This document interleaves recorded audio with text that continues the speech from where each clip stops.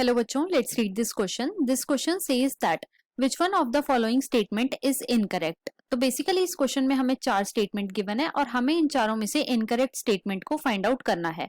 Statement 1 given is in cockroaches and prawn excretion of waste material occur through Malpighian tubules. Statement 2 given is in ctenophores locomotion is mediated by COM plates.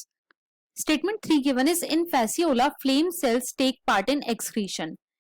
And statement 4 given is earthworm are hermaphrodite yet cross fertilization take place among them.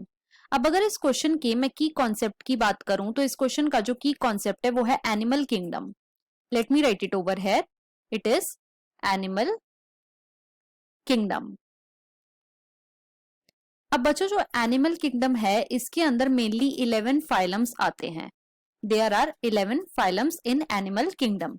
अब हम एक एक करके अपनी सारी statements को check करेंगे. Statement 1 में हमें गिवन है कि जो कॉकरोच और प्रॉन होते हैं उनके अंदर जो एक्सक्रीटरी ऑर्गन होता है वो मालफिजियन टिब्यूल है. तो बच्चों ये स्टेटमेंट हमारी फॉल्स है. क्यों? क्योंकि जो कॉकरोच होते हैं उनके अंदर तो एक्सक्रीशन मालफिजियन टिब्यूल से होता है, लेकिन जो प्रॉन होते हैं बच्चों इनके अंदर एक्सक्रीशन ग्रीन ग्लैंड से होता है. Green gland.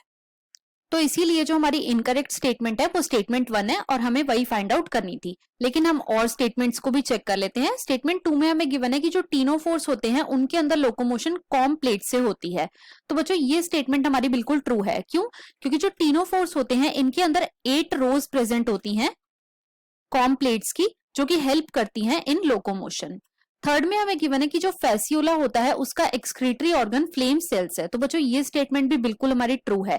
क्यों? क्योंकि जो फैसियोला है बच्चों ये मेंबर है प्लेटीहेल्मिन्थिस का और प्लेटीहेल्मिन्थिस के अंदर एक्सक्रीटरी ऑर्गन फ्लेम सेल्स होते हैं.